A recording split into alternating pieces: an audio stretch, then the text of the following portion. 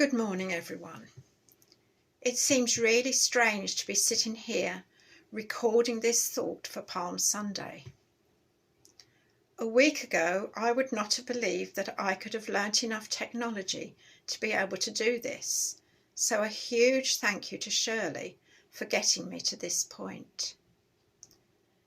Today, our thoughts may drift back to previous Palm Sundays, to the days when we used to process down Church Street after a short service in the village, or us waving palm branches in church.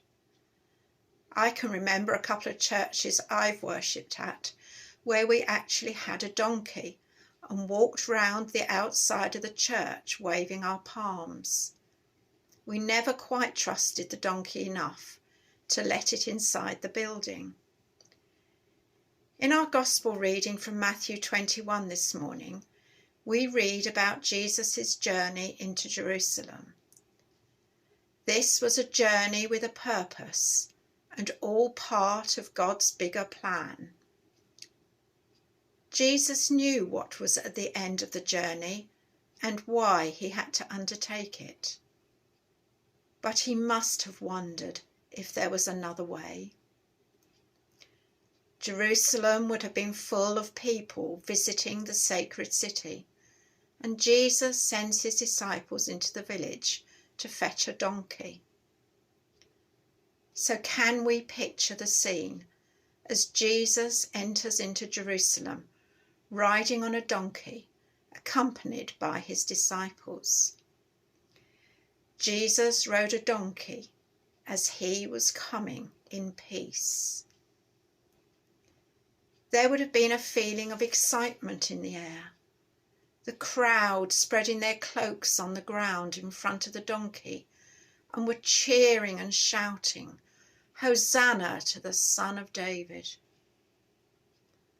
A happy day for all those watching and joining in with the festivities. It would have been a slow journey, with the children probably running alongside, trying to stroke the donkey or touch Jesus. There would be the smell of the freshly broken branches as they were waved around. But what about Jesus? How did he feel?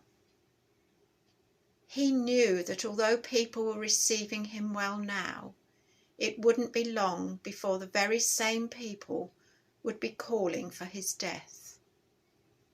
Jesus knew where he was going. His journey had a purpose. On the entry into Jerusalem on that first Palm Sunday, we see Jesus on a very public journey at the beginning of the last week of his life. A journey to fulfill the prophecies and to fulfill the purpose of his coming to earth for us. We are all on different journeys, both in our life and in our Christian life. Do we know where we are going on that journey? We have journeyed through Lent. Unfortunately, a lot of it has been on our own, as we were unable to complete our Lent course together.